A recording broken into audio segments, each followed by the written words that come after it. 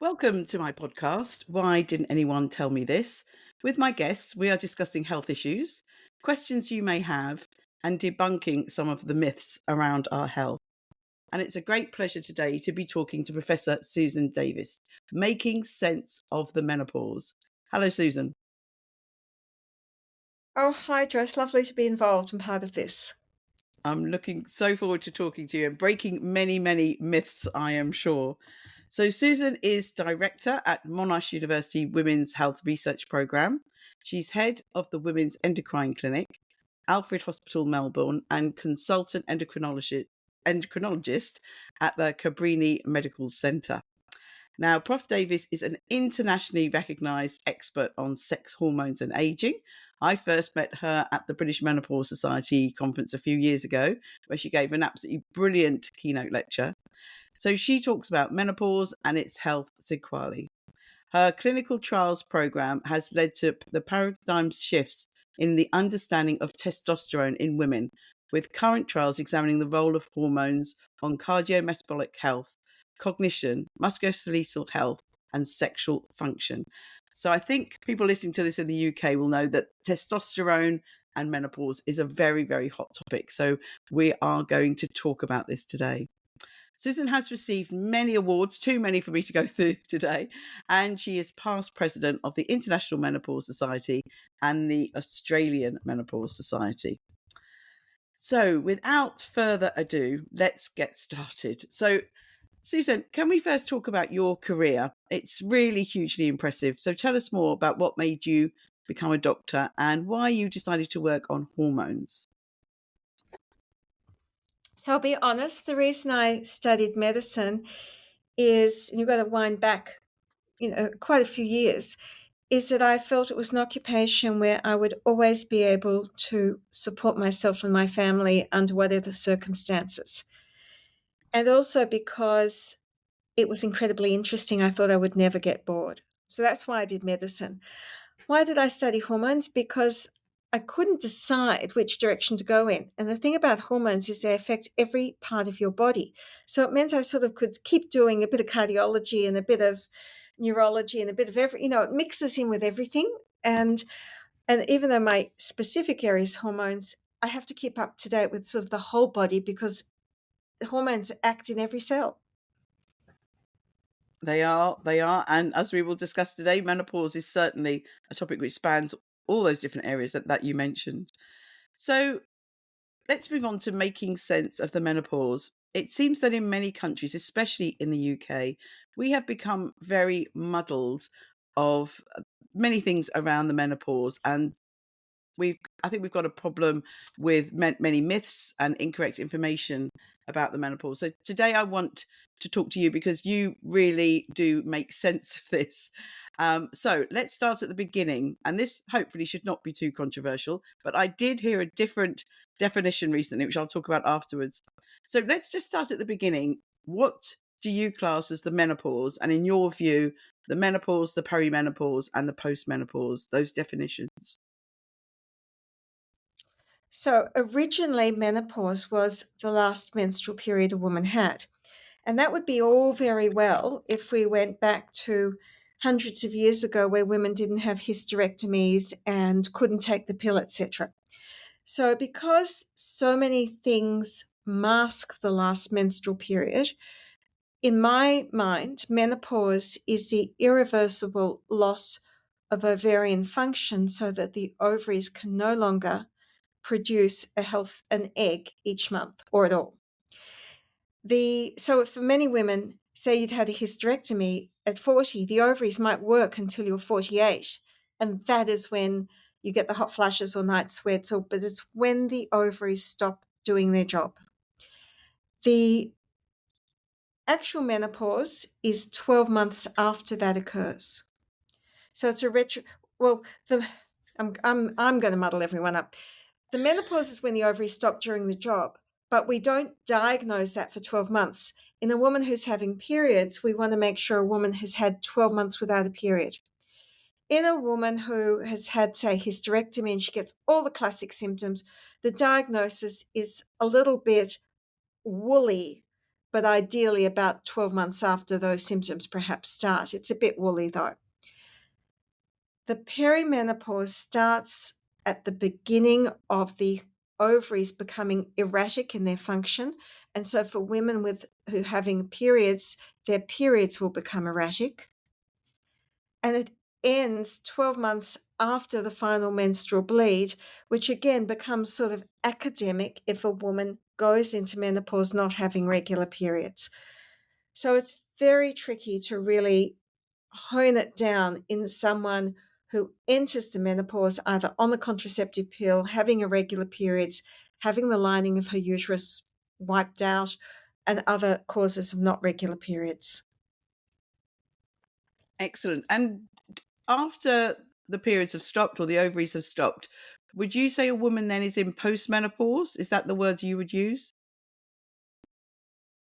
Yes, so women often say to me, oh, my menopause seems to be going on forever.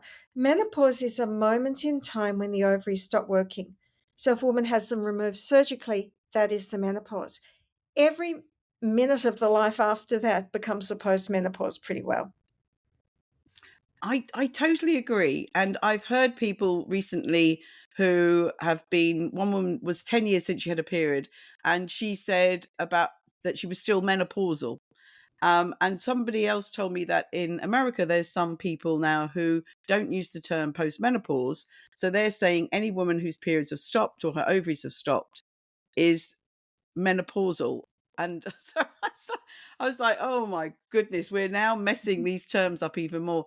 And I think the reason was because they feel the word postmenopause doesn't sound embracing.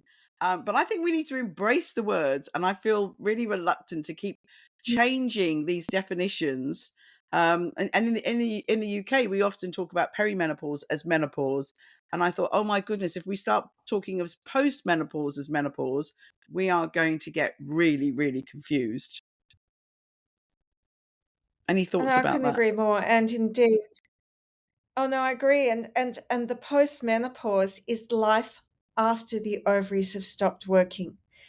And as I said, in a woman who goes into the menopause with regular cycles, the postmenopause is really 12 months after her ovaries have stopped working by absolute definition. But really, it's when, if you're 60 years of age, you are postmenopausal. If you're 70, you're postmenopausal. You're not still menopausal or perimenopausal. Thank you. Thank you. I love being postmenopausal. I've embraced the word, and I think we just need to, it's just words, so we can make them what we want to make them. Now your expertise is hormones, and obviously this is very much about hormones. So tell us what the hormones are doing at these three stages. So once a woman's menstrual cycle becomes erratic, or even if a woman has had a hysterectomy, I'm going to use that as the sort of other example. When one enters the menopause transition, the perimenopause, the hormone production by the ovaries becomes chaotic and remains relatively chaotic and unpredictable until the ovaries stop functioning. And some people would describe it best as puberty in reverse. And often that's something that's much easier to understand. And that is the ovaries at the beginning are erratic until they settle down. And at the end, they're erratic between being regular and stopping. I exactly use that term, often giving talks in schools, and the kids have just or still going through puberty. That's how I describe it, puberty in reverse. So, do you think that this is a disease or a disorder, that women going through this is one of the other myths that we have, big myths in the UK? There's quite a lot online about it, and when sometimes I mention it, people say, who would say that? But it is there outside and on the web. And I've done a debate about it before, which I narrowly lost, where we said that this house believes that menopause is a hormone deficiency disorder. So is it a disorder? Menopause is a hormone deficiency disorder if women go through it early in life. So women who lose their ovarian function, say in their 20s, 30s, early 40s, that's earlier than would be typical. And for those women, they are hormone deficient relative to other women of their age. And that is a condition that ideally we would always treat with hormones unless there's a special reason not to. For women who go through menopause at the average age, which is around the world around the age of 50, 51, give or take a year or two, it's a biologically natural aging event. But it's an aging event that can have consequences in terms particularly of metabolic changes and bone loss. So while it is a natural event, it is something that can have effects on women's health for the next 20, 30, 40 years of their life or longer. So sometimes it needs treatment for symptoms, and sometimes one needs treatment for bone protection to prevent fragility fracture in the future. But it's not a disease. You can't catch it. Good. Let's go back to the age, because I think we've made a bit of a problem with this age 51. So in the UK, when I've asked women to tell us their experience of the perimenopause and menopause, the one report we've heard a lot is that they've gone to their GP when they've been in their 40s, very much perimenopausal, and their GP said, "Oh no, you're too young. You're not 51 yet." So you said that the menopause happens at age 51, but is there an age range between that, and when can the perimenopause actually start? So when I say the average age of menopause, that is an average, but then there's a broad spread around that. And again, we have to look at different cultures, ethnicities, environments. So whereas in the UK, for example, amongst women of European descent, the average age is around 50, 51. The average age, for example, in India is more like 46, whereas we would consider 46 early for a woman of European ancestry. So the average age can be really anywhere from we used to always say 45 to 55, but it's spanning out further. It's probably anywhere between 40 and the late 50s. So I can see women who go through a fairly normal menopause at 46 and a fairly normal menopause at 58. They're the outer limits, really, in people of European ancestry. But I think we have to be cautious of not over defining by age. And we need to be particularly aware that women can go through loss of ovarian function at quite a young age and need to be aware of that. Yes, I think that's such an important message. I often speak to women in their 40s, some of them in their mid 40s, and they're definitely experiencing perimenopause. And then they say, "Oh, I'm too young." It's a really, really common myth about age. So thank you so much for clarifying that. And you mentioned different cultures. And speaking to various people, it's so interesting that in some cultures there's not even a word for menopause. I don't know if that's a good thing or a bad thing, but there's a lot of cultures that don't have a word for it. So it's an interesting concept. Let's move on to the Well, symptoms for now. example, No, carry on. Sorry, we've got a bit of a lag. So yeah, carry I was on. going to say, no, for example, in Australian Indigenous Aboriginal women, there's no word because they never lived through menopause. And so while there's a whole culture around, say, childbirth, there's no whole culture or a management system in that culture for menopause because they never had it. Yeah, that's true. And we have had a look at ages, and because some people saying, "Oh, women never lived," but certainly in some other cultures, maybe the ones with a word, um, even though the average age of women dying might have been in their 40s, there were women that was again an average. There were many women who lived past their menopause. So maybe that's one of the reasons why. That's an interesting concept.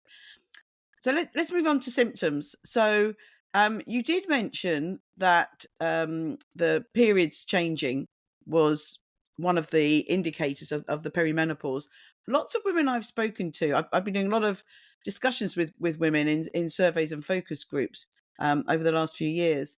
And they've said that changes in their periods wasn't one of the first things that they noticed. I had wondered whether we could develop an app, and when women saw changes in their periods, then that would alert them. But it does seem that for many women, they get some of the other symptoms before changes in their periods. What do you think about that? Well, I think it's very tricky because if a woman is having a regular 28-day cycle or a 32-day cycle, it's, she's always had 32-day cycle. I think it's very dangerous to go down the path and say, oh, her fatigue came before her cycle changed. I mean, if you've got a very regular cycle, it hasn't changed, then your hormones are doing what they should be doing. And I think it's a lot of the time, the symptoms that women are reporting are in fact nothing to do with menopause, but are due to other factors in their life that occur at midlife. And I think it's very dangerous to attribute menopause symptoms or perimenopausal symptoms when the hormonal function of the ovaries have not yet changed. That's really interesting. And it brings us on to the symptoms, because we definitely have in the UK, we have some very public figures who blame everything on the menopause. We've got weight gain, suicide, the list is endless. So it doesn't seem that people agree what's a menopause symptom or perimenopause symptom. What would you say are the main perimenopause symptoms? So we have spent a lot of time agonizing over this recently, and it doesn't matter how you slice it or dice it. The ones that are the hallmarks of the menopause are the change in menstrual blood flow getting more heavier or lighter, or the cycles becoming shorter or longer, hot flushes and or night sweats, irritability and mood change, but absolutely not clinical depression. It's the irritability and the anxiety sort of mood change and, teariness, that sort of thing, as opposed to just depression. Vaginal dryness is a classic symptom, and that can lead to low sexual interest because of the vaginal dryness. But symptoms like brain fog that's being touted around, and fatigue and headache, they can be due to so many other factors that they are not indisputable menopausal symptoms. They overlap with other things. And I think that's a problem, because I think if a woman may have depression or migraines due to another reason, and the doctor just says, "Oh, well, it's your menopause." A friend of mine recently went to A&E and had some cognitive problems, and she was told, "Oh, it's your menopause." I think that could be really dangerous, because that could be masking something much more important to try and figure out and treat in that woman. So I think we have to be very careful about that. Yes, I think that there is indeed a real danger of inappropriately attributing a whole shopping list of symptoms to menopause when actually they're due to other things. Yeah. So that leads us very, very nicely onto your one of your many studies. So you have completed a study of the sexual well-being of 7,000 young Australian women, and the main finding was very depressing, that half of the women studied experienced personal distress related to sex. So sex is a big one around the perimenopause and the changes. You've already mentioned vaginal dryness. So how does our libido change, or does it change during the perimenopause and menopause? So, and I think this is a really important thing that we've just looked at, that we tend to look at around the menopause. And this is one of the things about the low mood in the menopause. And I've just pulled out all our data. That around the time of menopause, low mood does increase.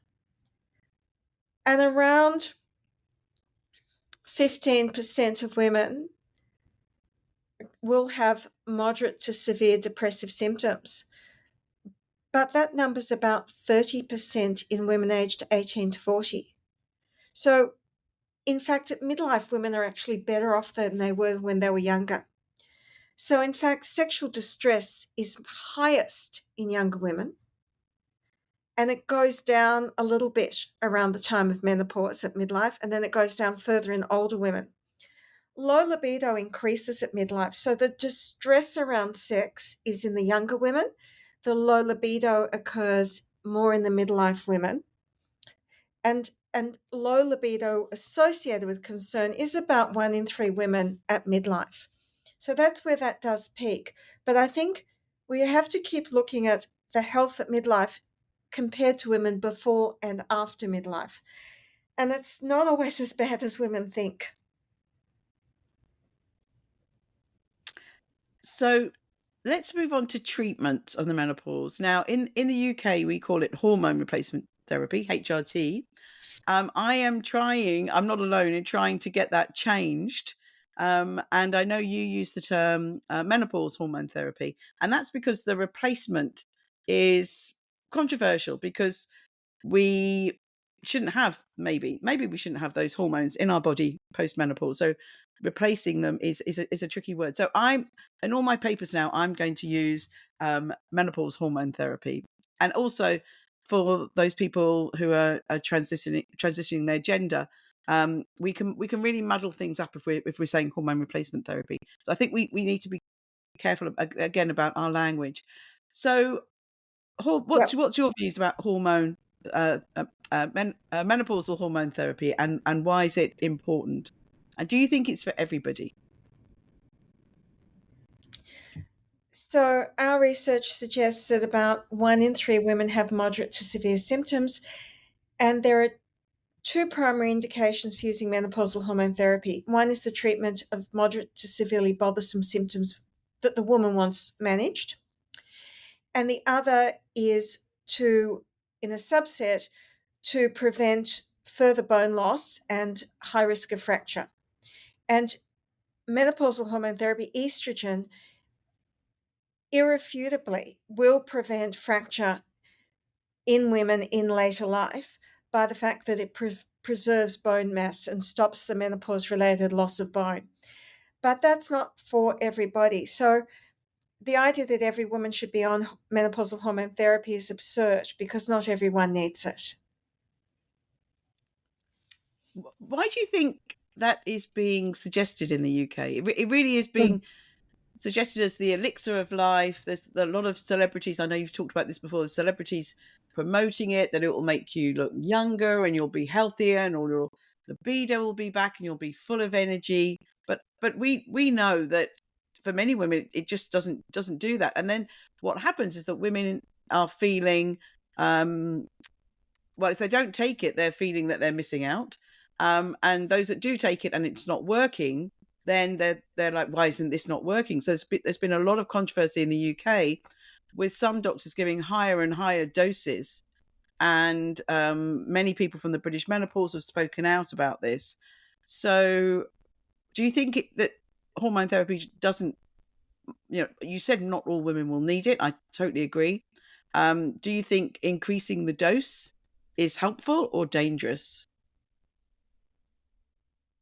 So we have a lot of information about the safety of hormone therapy, but anybody who goes out and prescribes it and tells a woman this is completely 100% safe is probably telling porcupines, because we do not have sufficient information to be absolutely watertight confident that it is absolutely got no relationship with breast cancer, for example.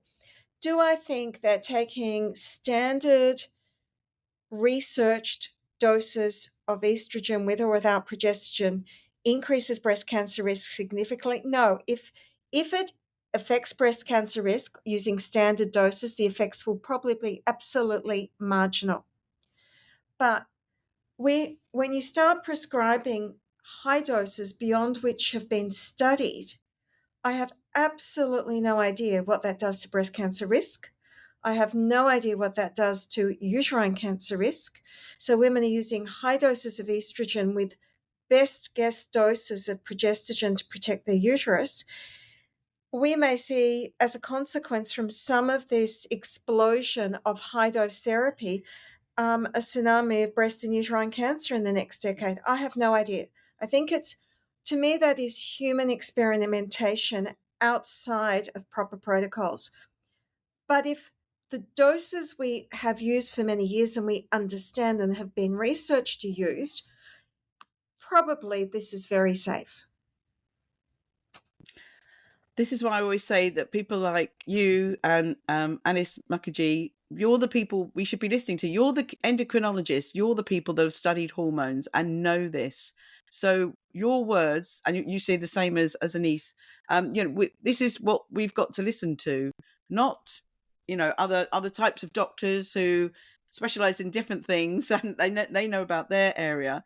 And this is such important information. And I agree, we're using women as guinea pigs.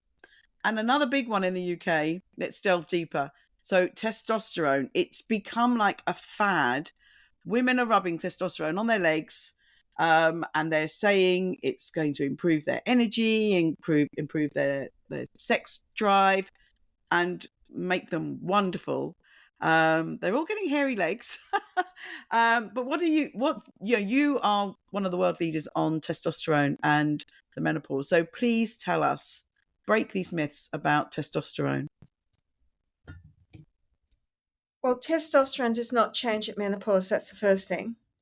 The second thing is the only evidence of benefit of testosterone for women at this point in time is for postmenopausal women who have experienced recent onset loss of sexual interest and for which they want to do something about. And the benefit has only ever been shown to be moderate.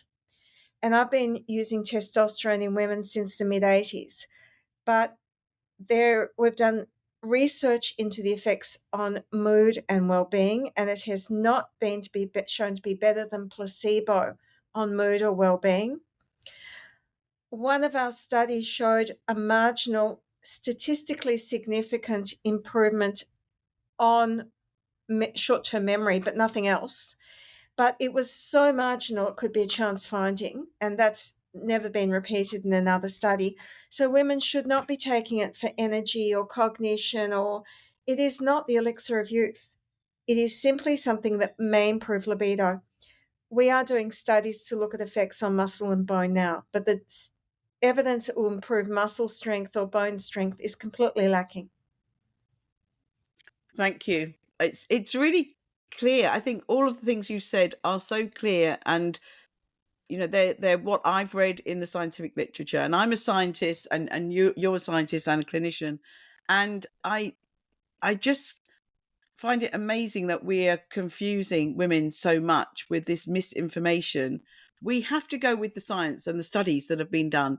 We do clinical research, we get data, we report that to the community. And I just find it so frustrating when there are other health professionals that totally ignore this, and they're changing everything. And as we've said, they're using women as guinea pigs and not really giving them the right information. And there's many of us that are very, very, very frustrated by this. And these hormones, they're so powerful. And the images that I use when I'm giving a talk about this is, so I'm a cold water swimmer, and I've got a picture of us swimming in a big turbulent wave. You can't even see me, I'm under the wave. And for me, that's what I felt it was like having a menstrual cycle. And I've talked to many women about their menstrual cycle, and it's turbulent. You don't know one day whether your hormones are going to be up or down, and you might feel great around the middle of your cycle when you're ovulating, but then you might have premenstrual syndrome. Then obviously when you have your period, some women feel very down. So it's a very turbulent time.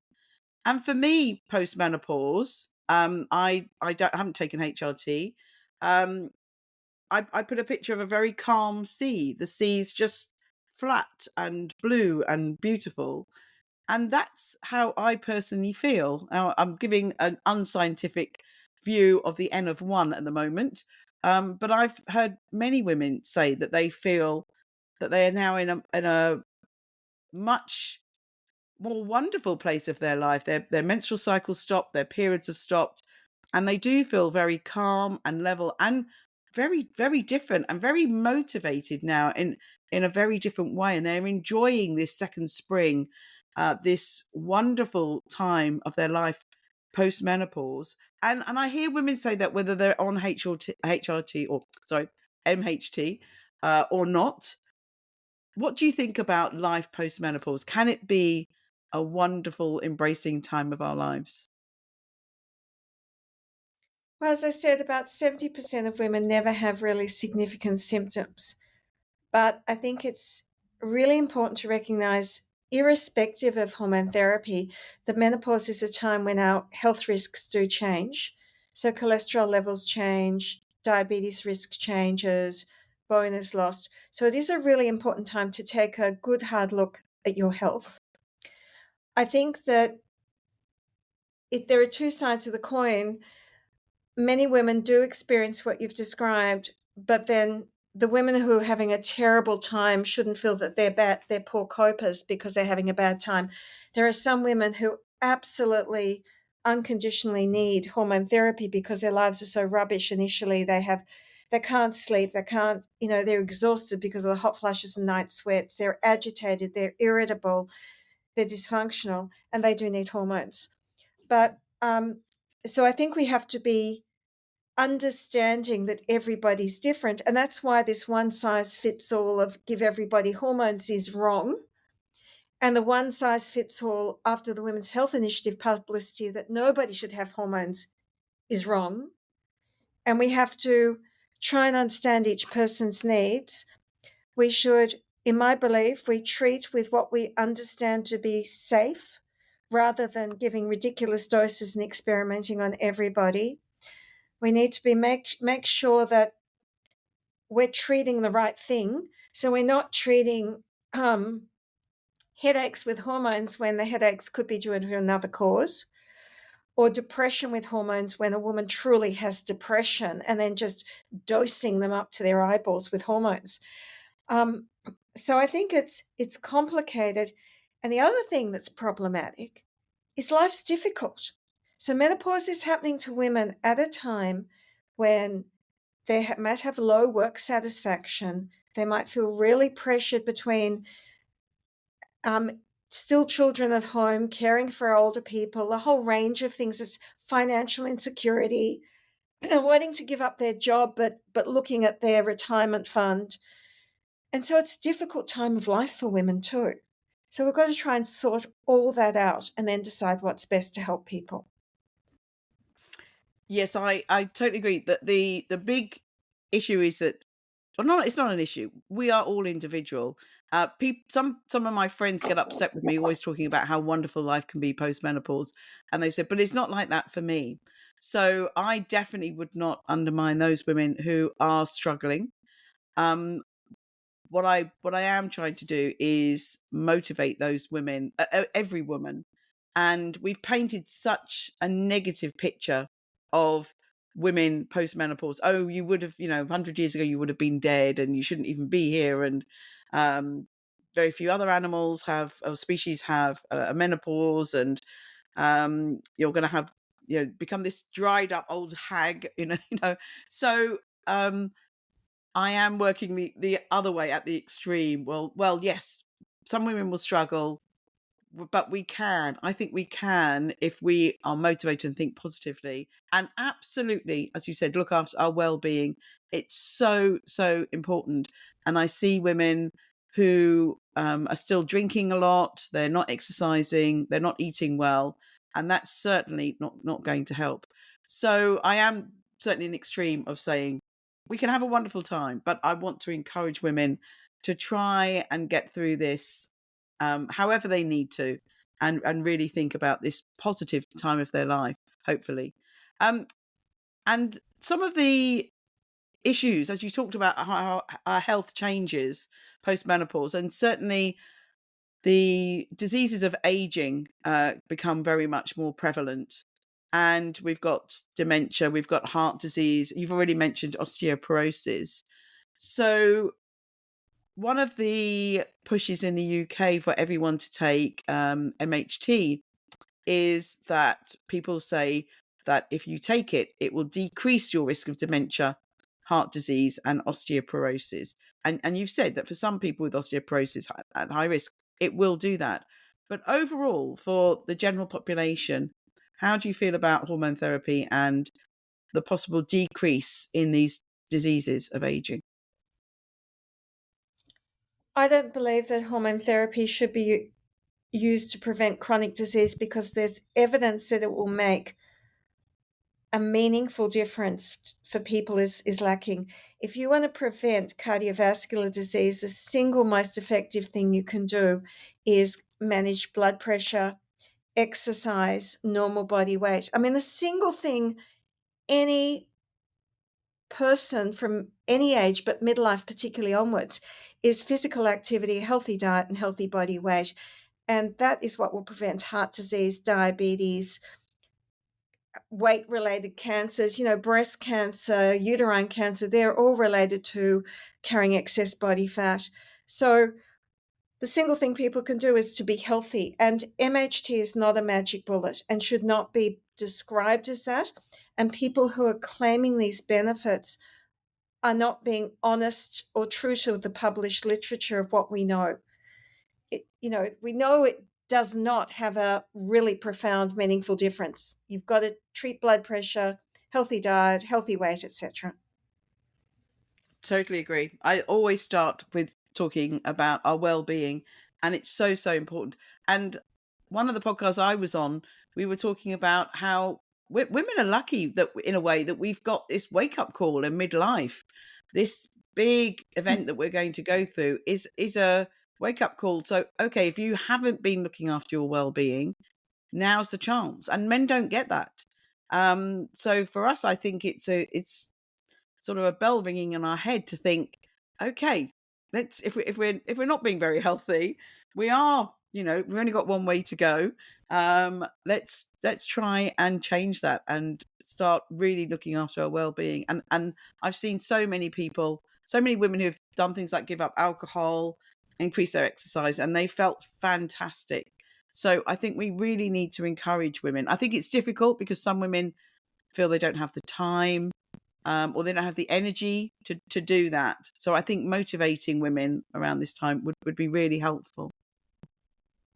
Just to finish off now, have you heard anyone say, the title of the podcast, why didn't anyone tell me this? And what did they say? What did they ask? I think often women will say, why didn't anyone tell me this regarding perhaps mood symptoms at menopause? They didn't realize that sudden waves of anxiety and panic could actually be menopausal, or that muscle joints and aches and pains were menopausal symptoms, which they can be for some women. But as we discussed before, you've got to make sure they're not due to other things.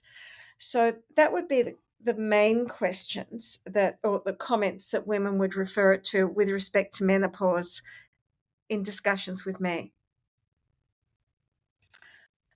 So what we're doing in the UK is we've just announced last week we are working on a national menopause education and support program. So I'm sure you have this in Australia. When someone's pregnant, the couple can go to normally the local hospital, and they have some lessons in what to expect during their pregnancy and the delivery. And also what's great about those pregnancy classes is their support. You're with other people who are going through the same life situation as you. So we wanted to use that model in the UK, and we wanted to develop a program, maybe, for example, an 8-week program where women going through the menopause can meet other women going through the menopause, and they can support each other and talk to each other about the symptoms they're going through, and also give us a chance to teach them the evidence-based information about the menopause. So exactly what we've talked about today, what's the definitions, the symptoms, treatments. We're probably going to start with well-being and end with well-being and post-menopause. We're at the beginning. We have got our first bit of funding to do this. And what we're doing now, as I always say, we could all sit in our offices and write this program, but we're engaging the public and stakeholders through workshops and focus groups. And we've already learnt so much just in the short time since we've announced this, with people making suggestions about, yes, we obviously need a section on premature menopause, surgical menopause, different cultures, neurodiversity, the LGBT community will have different experiences. So we're listening to everybody at the moment so we can get this program built in. And so we're very, very excited. It's a huge piece of work, but this is how we want to do it, because at the moment there's lots of bits of training. People, online, people can go and read different things and do different courses, but we want to make this a very evidence-based. It'll be run through our university. What's being developed through our university. How we spin it out will be varied. But what do you think about us setting up this sort of program? I think it's very important, and I think it's very timely at this stage of life. And I think it shouldn't all be about the symptoms of the menopause, but very much focused on what is happening to women at this life stage, as we both just talked about. So it's about the health consequences of this change, how it's going to affect women. It's about women understanding everything from nothing. Symptoms could be everything from nothing to everything. And also how to manage their lives in terms of stress and anxiety in their lives, because it's, as I said, more often than not, the symptoms that are attributed to menopause are actually due to plenty of other things. And managing those other things is important. Totally. And that's one reason why just trying to put on some MHT will not help. And, if those other problems are there, they're going to still be there, even if you top up your hormones. So Exactly. with my guests, we everyone's got such different careers and that they've done such amazing work. So I wanted to know what motivates you to do your work. So I really like trying to find out the truth. And I have I'm very fortunate to have an interface between seeing patients and doing research. So I'll see a patient with a problem and I don't have an answer, and then I'll recall that I've seen another patient with that problem before, or subsequently I'll see someone, and I try to find out what we should be doing to help that problem, and then trying to do the research that really gives an evidence base, so that how I care for my patients is based on good logic and evidence, not just a good idea.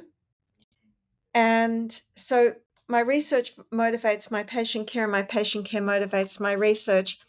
And then just people just motivate me. Do you know, that's a really fantastic answer about the beauty of your job between the clinical and the research, which is so, so important, because we can imagine those two being totally separate, and people on the, locked away in their labs doing all this research, which has no clinical relevance. And then the clinicians being in the office treating everything and not understanding the research. So marrying those two together is so, so important. And thank you for all your brilliant studies and your future studies that have really helped answer some of these questions. So my last questions are a little bit more out of the box. So I want to know what makes people happy. So what makes you happy, and where is your happy place? Oh, I think what makes me happy is in professionally, I get incredible joy out of, one, having the patient who comes in and telling me that they feel better. Two, I love mentoring and seeing a fire in the belly of people I'm mentoring, my PhD students and postdocs.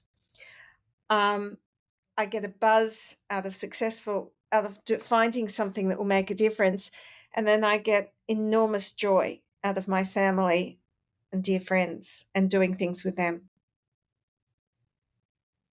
And do you have a happy place?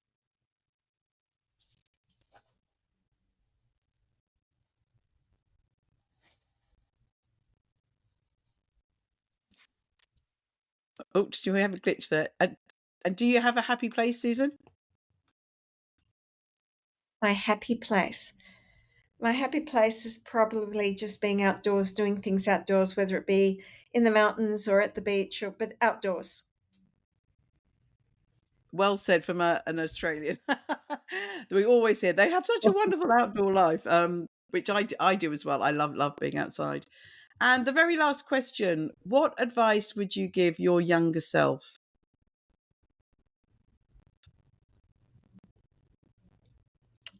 Just to trust intuition, follow your heart, follow your dreams.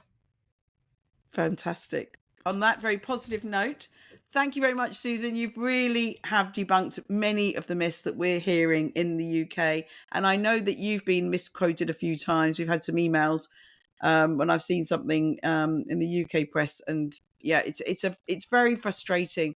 And I love it that we've got menopause on the table and we're discussing this so much more in the UK. But with that, we've got the problem that there's so many myths that are really being perpetuated. And I think we're doing women a big injustice. So thank you so much for making many of these questions, all of these questions, very, very clear. Thank you, Susan. Great to talk to you. It's been an absolute pleasure, and thank you so much for the time, Joyce. I really enjoyed it. Thank you.